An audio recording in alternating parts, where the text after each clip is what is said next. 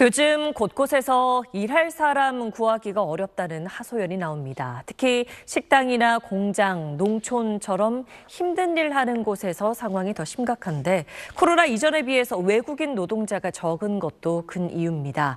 구인난을 어떻게 풀어야 할지 재희원 기자가 취재했습니다. 서울 양천구에서 양꼬치집을 운영하는 김 씨는 최근 걱정거리가 하나 늘었습니다. 거리두기 해제로 손님이 늘었지만 정작 일할 사람을 구할 수가 없기 때문입니다. 그나마 원래 일하던 외국인 직원도 비자가 끝나 본국으로 돌아갔습니다. 지금은 요리사들도 최하 380을 줘야 된다고. 사람이 없어서 지금 큰일 났다고. 4명이서 할 일을 둘이서 하니까 진짜 많이 힘들었어요. 수확철을 맞은 농촌도 그야말로 비상입니다. 원래 일꾼이 6명 있었는데 일꾼 딱 1명만 있고 신규 일꾼이 아예 못 들어오고 저희뿐만 아니라 여기 다 지금 못 들어오고 있거든요, 일꾼들이. 인력난이 심한 곳은 내국인들이 기피하는 이른바 3D 업종으로 코로나 이후 방역 등의 문제로 외국인 노동자 수가 크게 준 게 원인입니다.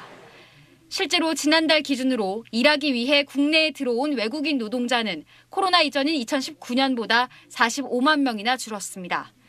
워킹 비자 가운데 유일하게 늘어난 건 재외동포들을 위한 F4 비자뿐인데 이 비자로는 단순 노무직 등에선 일할 수 없습니다. 단순한 업무라는 게 아주 제한적이에요. 노동시장에 자유로운 업종으로 가도록 해야 되는데 직업훈련도 받고 숙련도 쌓아서 좀 더 생산성이 높은 분야로 갈 수 있도록 기인도를 만들어주고 국내 저소득층 일자리 보호를 위해 재외동포 취업을 제한한 건데 인력난이 심한 요즘 같은 때엔 제도를 보다 유연하게 운용할 필요가 있습니다.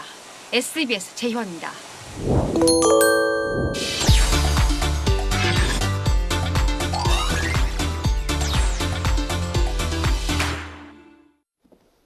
네, 시사평론가 고현준의 뉴스닥 시간입니다. 안녕하세요. 안녕하세요. 네, 오늘 첫 소식부터 전해주시죠. 네, 오늘 첫 소식은 거리두기가 해제되고 팝콘 등의 취식이 가능해지면서 영화관을 찾는 사람들이 많아졌는데요. 한 영화관 직원이 인력난을 호소하고 나섰습니다. 지난 주말 직장인 익명 커뮤니티에 지금 시키는 그 팝콘, 직원들 수명 갈가 내드린 겁니다라는 제목의 글이 올라왔습니다.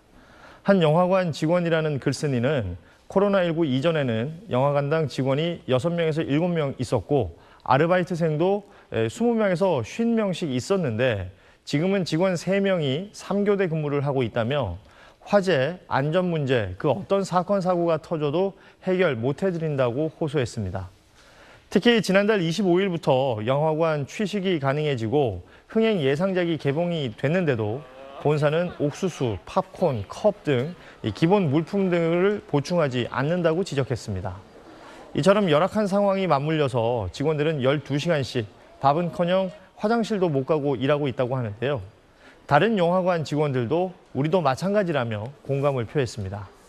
이에 누리꾼들은 인력 보충이 시급해 보인다. 코로나19 탓으로 티켓 값은 올리면서 인력은 왜 그대로냐 등의 반응을 보였습니다.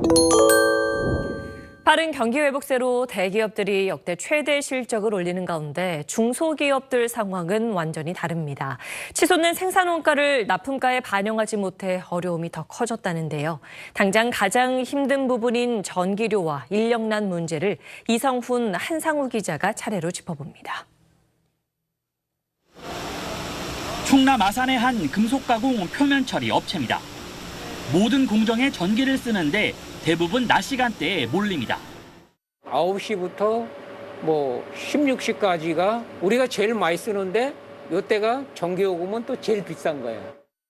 한국전력은 전력 공급 부담을 분산하기 위해 전기 사용량이 적은 경부화 시간대에 원가 이하, 그러니까 일반 산업용 요금의 절반 수준으로 전력을 공급하고 있습니다.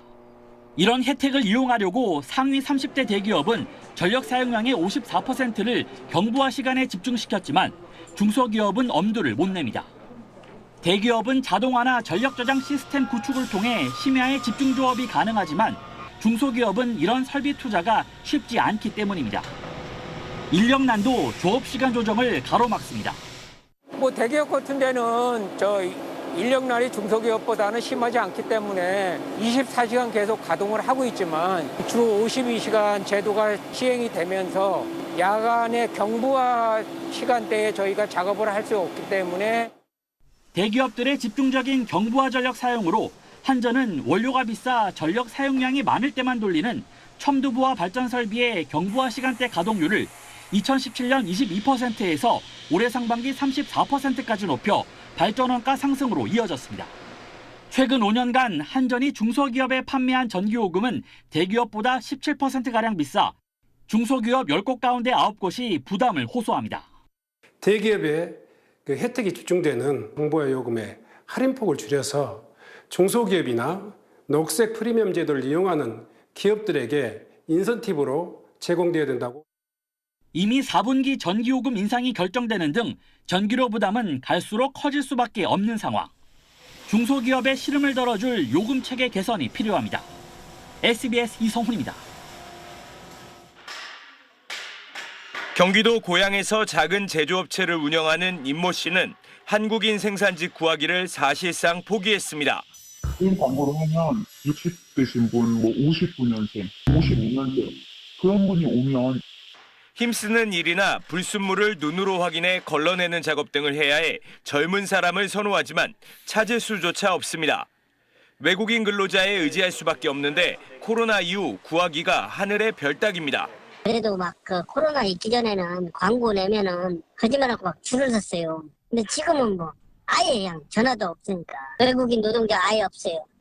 코로나19 영향으로 체류 기간이 끝나 출국하는 외국인 근로자에 비해 국내에 들어오는 숫자가 큰 폭으로 줄면서 중소업체 10곳 중 9곳이 인력난의 비상입니다. 국내 외국인 근로자 수는 2019년 말 27만 6,755명에서 올해 8월 기준 21만 8,709명으로 21%나 줄었습니다. 주 52시간 근무제 도입으로 직원을 더 뽑아야 하는데 현 수준을 유지하기조차 어려워진 겁니다. 지난해 코로나19로 신규 외국인 근로자의 입국이 중단을 거듭하다가 현재는 전체 16개 송출국 가운데 캄보디아, 태국, 베트남 등 6개국에서만 입국 중입니다. 중소기업들은 입국 허용국을 16개 전체로 확대하고 현재 4년 10개월인 체류 기간을 연장해달라고 요구하고 있습니다. 정부는 일단 외국인 근로자의 재입국 제한 기간을 3개월에서 1개월로 단축했는데 동남아 지역 코로나 확산세가 진정돼야 추가 조치를 기대할 수 있을 전망입니다. SBS 한상우입니다. 네, 서울시청 앞 광장에 설치된 사랑의 온도탑입니다. 오늘까지 2,652억 원 모이면서 71.7도를 기록하고 있는데 이달 초에 대기업이 대규모 기부를 하며 온도가 높아졌습니다. 하지만 자세히 보면 중소기업을 포함한 법인 기부 액수는 지난해보다 17% 줄었고 개인 기부자 수는 절반 정도에 그치고 있습니다. 게다가 봉사 현장에선 직접 온기를 나누는 자원봉사자들 수도 예년보다 훨씬 적은 상황입니다. 남정민 기자의 보도입니다. 손에서 손으로 쉴 새 없이 건네지는 연탄들. 차곡차곡 뿌듯하게 쌓여갑니다. 재개발로 철거를 앞둔 이 마을엔 혼자 사는 노인이 대부분으로 연탄 나르는 봉사자들이 이곳을 찾아온 건 거의 2년 만입니다. 기업이나 기관이나 학교 이런 데 같은 경우에는 아무래도 취소가 되는 경우가 많았습니다. 연탄 배달할 사람이 없어 연탄을 기부받는 가구 수도 예년의 절반 이하로 줄었습니다. 수십 년 동안 급식 봉사를 해온 이 업체도 인력난을 겪긴 마찬가지입니다. 평소엔 식사 준비와 배식을 도와주는 봉사자가 하루 15명이나 됐었는데 요즘은 2-3명이 전부입니다. 와서 보니까 할 일은 많은데 봉사하시는 분들 별로 없어서 그게 안타깝고 힘들었어요. 부족한 일손은 직원들이 작업 시간을 새벽 3시부터로 앞당겨 메우고 있습니다. 매일 1,000명 가까운 어르신에게 끼니를 제공해야 하기 때문입니다. 레토르트로 국을 데워서 나가지만 반찬을 해드리는 거를 이분들은 더 좋아하거든요. 반찬 만들어서 싸는데 시간이 너무 많이 들어서 그걸 못해서 마음이 많이 아파요. 전국 자원봉사자 수는 코로나 유행 첫 해인 지난해엔 예년의 절반 수준, 유행 2년째인 올해는 3분의 1 수준으로 뚝 떨어졌습니다. 더 중요한 것은 그런 어떤 대면 자원봉사를 통해서 심리적 고립에서 탈피할 수 있다는 측면이 아주 중요하다고 봅니다. 취약계층의 어려움을 살피는데도 여러 어려움들이 지금 수반되고 있는 게 아닌가.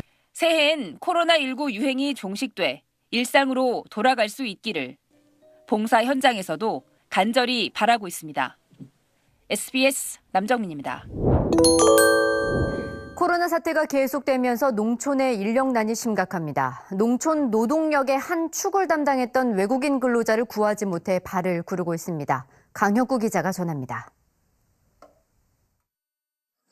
고구마 밭에서 수확이 한창입니다.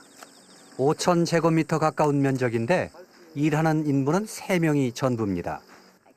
백방으로 수소문했지만 외국인 근로자 3명밖에 구하지 못했습니다. 보시면 굉장히 넓잖아요.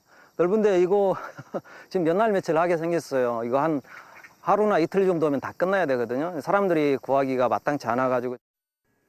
대규모 레드향 농사를 짓고 있는 김삼권 씨도 걱정이 태산입니다. 2달 뒤면 시작되는 수확을 앞두고 일손을 구하지 못하고 있기 때문입니다. 12월 달부터 1월 달까지 수확을 마쳐야 돼요. 예, 마쳐야 되는데 이때 수확을 못하면 이미 이제 당도가 떨어져 버리죠. 예, 수확기가 지나니까. 코로나 사태로 외국인 근로자들이 고국으로 돌아가 버리는 바람에 농촌이 심각한 인력난을 겪고 있습니다. 정부는 취업 기간이 만료된 근로자를 대상으로 단기 취업을 허용하기로 했지만 성과는 신통치 않습니다. 임금 조건이라던가 원하시는 조건이 그 근로자분하고 그 농가분하고 다르다 보니까 이게 좀 지금 실제로 계약이 된 농가는 많지는 않은 상황이에요. 외국인 근로자 없이는 우리 농촌이 돌아가지 않는다는 말이 공공연한 게 현실. 농촌 인력난에 숨통을 트여줄 제도적 보완이 필요합니다. JTB 뉴스 강혁구입니다.